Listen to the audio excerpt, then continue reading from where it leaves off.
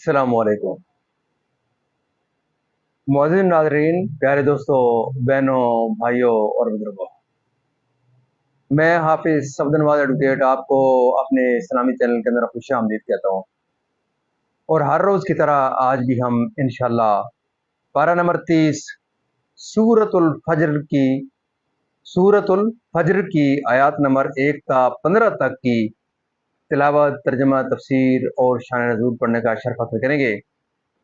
تلاوت شروع کرنے سے پہلے ہم درود شریف پڑھتے ہیں، آپ بھی میرے ساتھ پڑھیں۔ اللهم صل على محمد وعلى آل محمد كما صليت على إبراهيم وعلى آل إبراهيم إنك حميد مجيد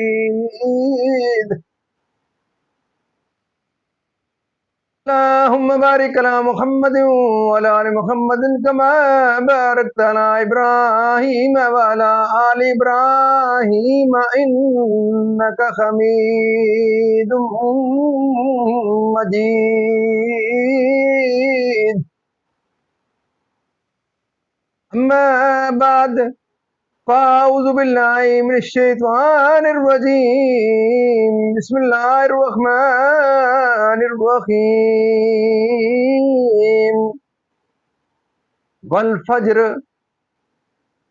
والفجر وليال عشر والشفع والوتر والليل إذا يسر هل في ذلك قسم لذي حجر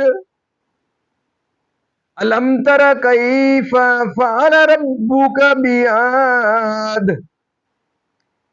إرم ذات العماد التي لم يخلق مثلها في البلاد ثمود الذين جابوا الصخر بالواد وفرعون ذي الأوتاد الذين طغوا في البلاد فأكثروا فيها الفساد فصب عليهم ربك سوط عذاب إن ربك لبالمرصاد فأما الإنسان إذا ما ابتلاه ربه فأكرمه ونعمه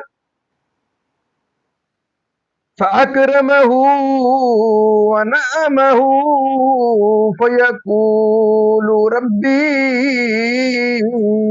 أكرمن صدق اللہ العظیم۔ ترجمہ۔ سورہ فجر مکی ہے، اللہ کے نام سے شروع جو نہایت مہربان رحم والا۔ اس میں 30 آیتیں اور 1 رکوع ہے۔ اس صبح کی قسم اور 10 راتوں کی، اور جفت اور طاق کی، اور رات کی جب چل دے، کیوں اس میں عقل مند کے لیے قسم ہوئی؟ کیوں اس میں عقل مند کے لیے قسم ہوئی؟ کیا تم نے نہ دیکھا تمہارے رب نے عاد کے ساتھ کیسا کیا، وہ ارم حد سے زیادہ طول والے کہ ان جیسا شہروں میں پیدا نہ ہوا، اور سمود جنہوں نے وادی میں پتھر کی چٹانیں کاٹی، اور فرعون کو چومیخا کرتا سخت سزائیں دیتا، جنہوں نے شہروں میں سرکشی کی، پھر ان میں بہت فساد پھیلایا، تو ان پر تمہارے رب نے عذاب کا کوڑا بقوت مارا۔ بے شک تمہارے رب کی نظر سے کچھ غائب نہیں، لیکن آدمی تو جب اسے اس کا رب آزمائے کہ اس کو جہاں اور نعمت دے، جب تو کہتا ہے میرے رب نے مجھے عزت دی۔ मोअज़्ज़िज़ नाज़रीन, यहाँ तक इसका तर्जुमा इख्तिताम पज़ीर हुआ।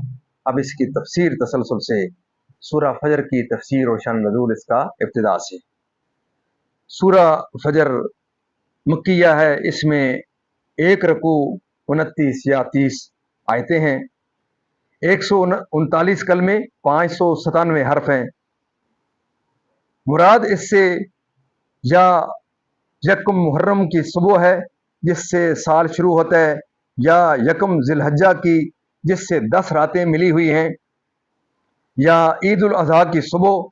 और बाज़ मुफस्सिरीन ने फरमाया कि मुराद इससे हर दिन की सुबह है, क्योंकि वो रात के गुजरने और रोशनी के ज़ाहिर होने और तमाम जानदारों के तलब रिज़्क़ के लिए मुंतशिर होने का वक्त है, और ये मर्दों के कब्रों से उठने के वक्त के साथ मुशाबहत और मुनासबत रखता है। हज़रत इब्ने अब्बास रज़ी अल्लाह ताला अन्हुमा से मरवी है कि मुराद इनसे ज़िलहज्जा की पहली 10 रातें हैं, क्योंकि ये ज़माना अमाले हज में मशगूल होने का ज़माना है। और हदीस शरीफ में इस अशरे की बहुत फजीलतें वारिद हुई हैं, और ये भी मरवी है कि रमज़ान के अशरे अखीरा की रातें मुराद हैं, या मुहर्रम के पहले अशरे की, हर चीज़ के या उन रातों के या नमाजों के। और ये भी कहा गया है कि जुफ्त से मुराद खल्क और ताक से मुराद अल्लाह ताला है। यानी गुजरे ये 5वें किस्म है आम रात की या उससे पहले। आम रात की उससे पहले 10 खास रातों की किस्म जिक्र फरमाई गई। बाज़ मुफस्सिरीन फरमाते हैं कि इससे खास शब मुज़दलिफ़ा मुराद है, जिसमें बंदगान खुदा इताअत इलाही के लिए जमा होते हैं। एक कौल ये है कि इससे शब कदर मुराद है, जिसमें रहमत का नज़ूल होता है और जो कसरत सवाब के लिए मखसूस है।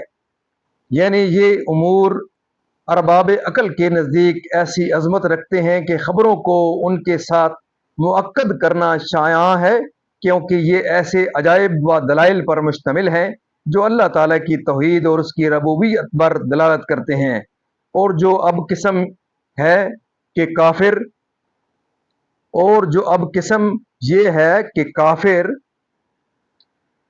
ज़रूर अजाब किए जाएंगे, इस जवाब पर अगली आयतें दलालत करती हैं।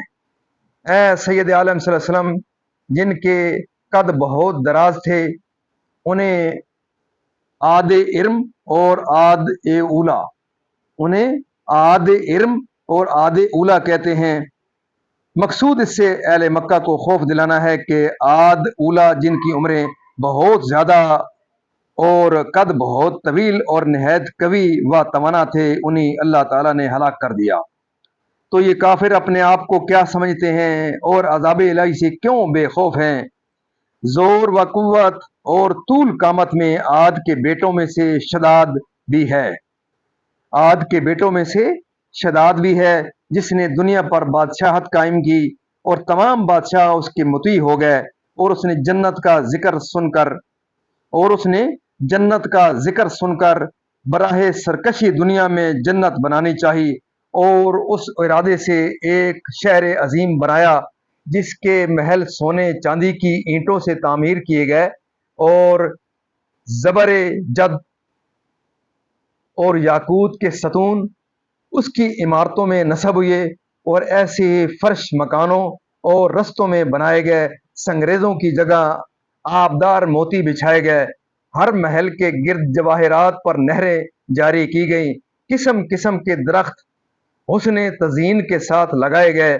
जब ये शहर मुकम्मल हुआ तो शिदाद बादशाह अपने आयाने सल्तनत के साथ उसकी तरफ रवाना हुआ।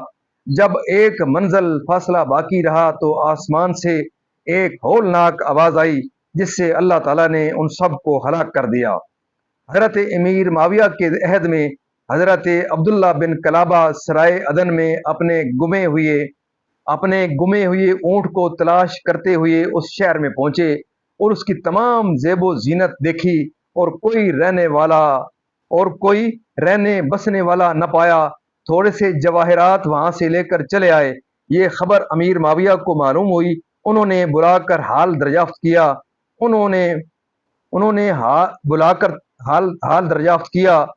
उन्होंने तमाम किस्सा सुनाया। تو امیر معاویہ نے کہب آبار کو بلا کر دریافت کیا کہ کیا دنیا میں کوئی ایسا شہر ہے؟ انہوں نے فرمایا ہاں، جس کا ذکر قرآن پاک میں بھی آیا ہے، یہ شہر شداد بن عاد نے بنایا تھا، وہ سب عذاب الہی سے ہلاک ہو گئے، ان میں سے کوئی باقی نہ رہا۔ اور آپ کے زمانہ میں ایک مسلمان سرخ رنگ کا کبود، چشمے کثیر القامت، جس کی ابرو پر ایک تل ہوگا، اپنے اونٹ کی تلاش میں داخل ہوگا، جس کی ابرو پر ایک تل ہوگا، اپنے اونٹ کی تلاش میں داخل ہوگا۔ پھر عبداللہ بن کرابہ کو دیکھ کر فرمایا بخدا وہ شخص یہی ہے، یعنی وادی القرا میں اور مکان بنائے انہیں اللہ تعالیٰ نے کس طرح ہلاک کیا اس کو جس پر غضبناک ہوتا تھا۔ اب عاد و سمود و فرعون ان سب کی نسبت ارشاد ہوتا ہے، اور معصیت و گمراہی میں انتہا کو پہنچے اور ابدیت کی حد سے گزر گئے، کفر اور قتل اور ظلم کر کے۔ ناظرین، اللہ تعالیٰ کے فضل و کرم سے آج تک یہاں تلاوت ترجمہ تفسیر اس کا شان نزول اختتام پذیر ہوا۔ ہم اللہ تعالیٰ کے دربار کے اندر اس کلام مقدس کے صدقے حضور پاک صلی اللہ علیہ وسلم کی ذات برکات سے دعا کرتے ہیں کہ اللہ تعالیٰ میں قرآن پاک پڑھنے، قرآن پاک کو سمجھ کر اس کے احکامات کے مطابق حضور پاک صلی اللہ علیہ وسلم کی پاک سیرت کے مطابق اور صحابہ کرام کے نقش قدم کے اوپر اللہ تعالیٰ میں چلنے کی توفیق عطا فرمائے۔ اللہ تعالیٰ کے دربار کے اندر دعا کرتے ہیں کہ اللہ تعالیٰ تمام پریشانی دور فرمائے، تمام بیمار شفا کاملہ عاجلہ عطا فرمائے، تمام مرمین کو اللہ تعالیٰ جنت الفردوس میں اعلیٰ والا مقام عطا فرمائے۔ آپ تمام ناظرین سے یہ سزا رہتی ہے کہ آپ ضرور اس پروگرام کو صدقہ جاریہ سمجھتے ہوئے خود بھی دیکھیں اور اس کو آگے اپنے دوستوں، عزیزوں اور اقارب کے ساتھ اس کو شیئر کریں۔ اللہ تعالیٰ آپ کی زندگی میں خیر برکت عطا فرمائے، اور میں دعا کرتا ہوں کہ دن قیامت اللہ تعالیٰ مجھے اور آپ کو اللہ تعالیٰ کے دربار کے اندر حضور پاک صلی اللہ علیہ وسلم کی شفاعت نصیب فرمائے۔ آمین ثم آمین۔